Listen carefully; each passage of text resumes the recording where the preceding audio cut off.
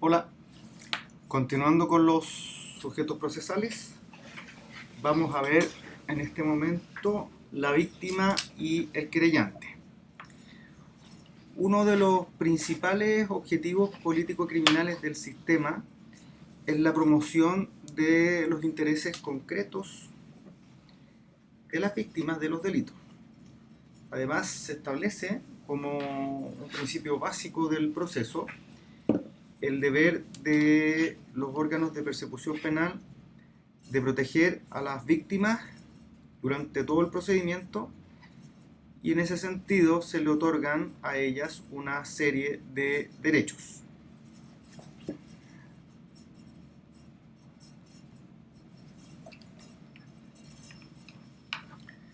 Vamos a la víctima.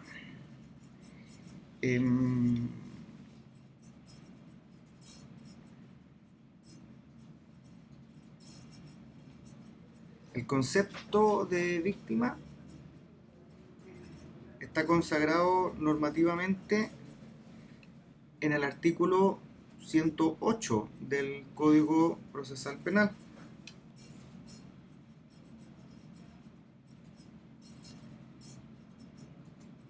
que dice así: víctima, concepto. Para los efectos de este código, se considera víctima al ofendido por el delito, en los delitos cuya consecuencia fuere la muerte del ofendido, que en los casos en que éste no pudiera ejercer los derechos que en este código se le consagran, se le otorgan, se considerará víctima. Letra A, al cónyuge o al conviviente civil y a los hijos. Letra B, a los ascendientes. Letra C, al conviviente. Letra D, a los hermanos. Y letra E, al adoptado o adoptante. Para los efectos de su intervención en el procedimiento, la enumeración precedente constituye un orden de prelación, de manera que la intervención de una o más personas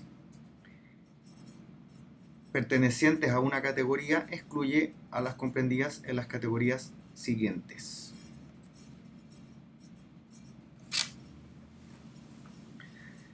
Una función importante de la víctima dentro de este procedimiento es el ejercicio de las funciones de control externo y de contrapeso sobre las actuaciones del Ministerio Público y de la Policía. Un tipo de control son aquellas actuaciones que expresan apreciaciones o pretensiones jurídicas discrepantes de la posición del Ministerio Público respecto al ejercicio de la acción penal y que pueden incluso superponerse. Algunas de estas son: en relación con el inicio del procedimiento, las consagradas en los artículos 167 hasta el 170, esas son manifestaciones del principio de oportunidad.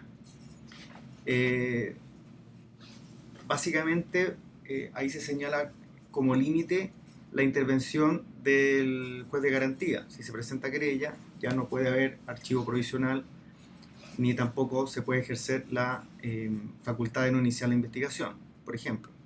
La víctima también puede reclamar a las autoridades superiores del Ministerio Público, etc. En relación con la dirección de la investigación, la víctima puede solicitar y proponer diligencias de investigación. Y si estas son rechazadas, puede impugnar de forma administrativamente esta decisión. En relación con la suspensión condicional del procedimiento, el sistema establece que puede oponerse, inclusive puede apelar de la resolución judicial que lo aprueba.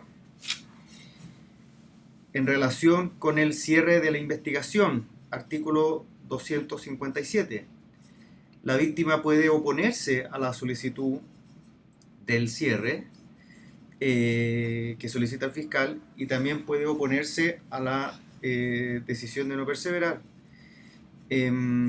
a través de un mecanismo que se llama el forzamiento de la acusación. Este mecanismo exige que la víctima haya pedido dentro del plazo de 10 días posteriores al cierre, ojo, al cierre administrativo de la investigación, que haya pedido diligencia, que haya reiterado diligencia, con un límite referido a que no se pueden pedir diligencias en sentido amplio meramente dilatoria. También señala la ley aquellas que se refieran a hechos públicos y notorios. Y una cosa relevante a este respecto es que la ley señala, a propósito del forzamiento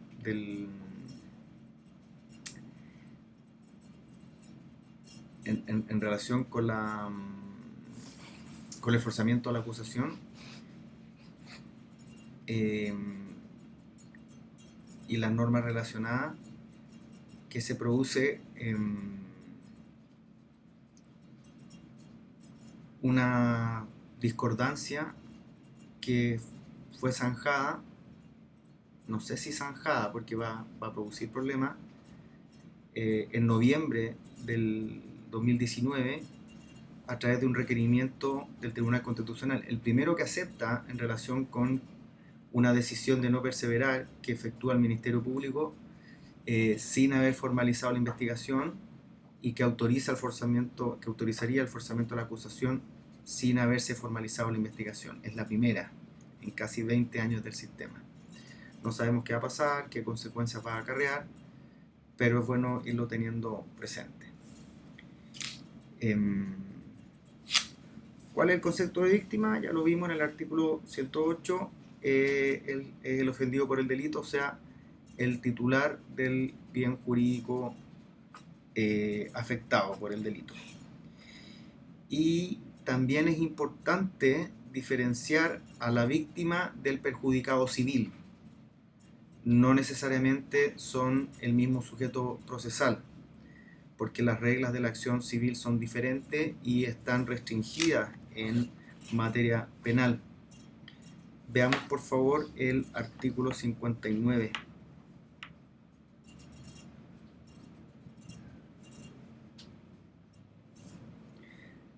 La acción civil que tuviere por objeto únicamente la restitución de la cosa deberá interponerse siempre durante el respectivo procedimiento penal.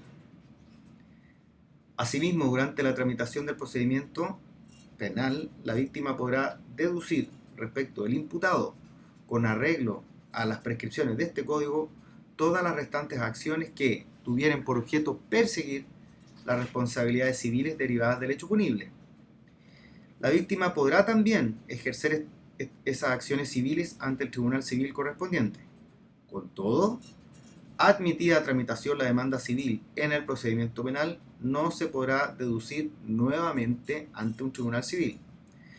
Con la sola excepción indicada en el inciso primero, las otras acciones encaminadas a obtener la reparación de las consecuencias civiles del hecho punible que interpusieren personas distintas de la víctima o se dirigieren contra personas diferentes del imputado, deberán plantearse ante el tribunal civil que fuere competente de acuerdo con las reglas generales. Junto con el concepto tradicional de víctima, se ha incorporado el de víctima en un sentido colectivo, o sea, el conjunto de personas que puedan verse afectadas por la comisión de un delito. Es así como se construye el término de bien jurídico colectivo. ¿Cuáles son los derechos de la víctima? Estos están señalados en el artículo 109.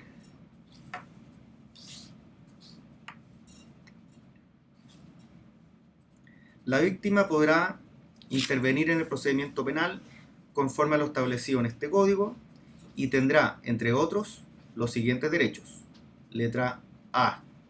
Solicitar medidas de protección frente a probables hostigamientos, amenazas o atentados en contra suya o de su familia. Letra B. Presentar querella. Letra C. Ejercer contra el imputado acciones tendientes a perseguir las responsabilidades civiles provenientes del hecho punible. Letra D. Ser oída. si lo solicitare por el fiscal, antes de que éste pidiere o se resolviere la suspensión del procedimiento o su terminación anticipada. Letra E. Ser oída, si lo solicitare por el tribunal antes de pronunciarse acerca del sobreseimiento temporal o definitivo u otra resolución que pusiere término a la causa. Y letra F. Impugnar el sobreseimiento temporal o definitivo o la sentencia absolutoria, aun cuando no hubiera intervenido en el procedimiento. Los derechos precedentemente señalados no podrán ser ejercidos por quien fuera imputado del delito respectivo, sin perjuicio de los derechos que les correspondiere en esa calidad.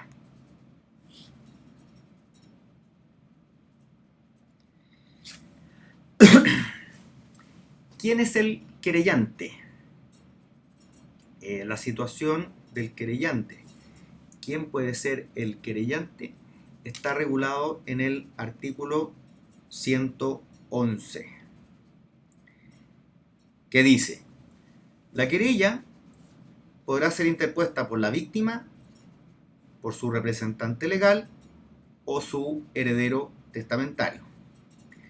También se podrá querellar cualquier persona capaz de parecer en juicio, domiciliada en la provincia, respecto de hechos punibles cometidos en la misma, que constituyeren delitos terroristas o delitos cometidos por un funcionario público que afectaren derechos de las personas garantizados por la Constitución o contra la probidad pública. Los órganos y servicios públicos solo podrán interponer querella cuando sus respectivas leyes orgánicas les otorguen expresamente las potestades correspondientes.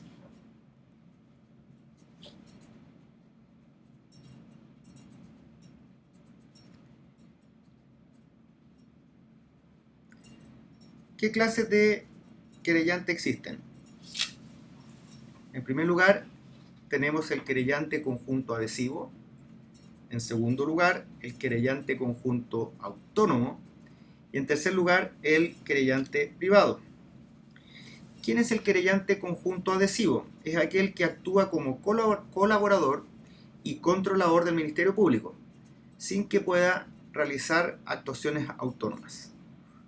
¿Quién es el querellante conjunto autónomo? Es aquel que tiene atribuciones semejantes a las del Ministerio Público, las cuales ejerce de modo paralelo y autónomo. También puede acusar, aun cuando el Ministerio Público no lo haya hecho. Naturalmente, estas clases de querellante que estoy señalando son en doctrina. Querellante privado. Se trata de un acusador exclusivo y excluyente, propio de los delitos de acción privada, en los que prima el interés individual por sobre el interés público. En el sistema procesal penal chileno se contempla la figura del querellante conjunto adhesivo, aunque con un poder especialmente intenso en relación con la institución del forzamiento de la acusación. Se mantiene también la figura del querellante particular, el que puede presentar una acusación propia, ofrecer pruebas, interponer recursos, etc., a propósito de los delitos de acción penal privada.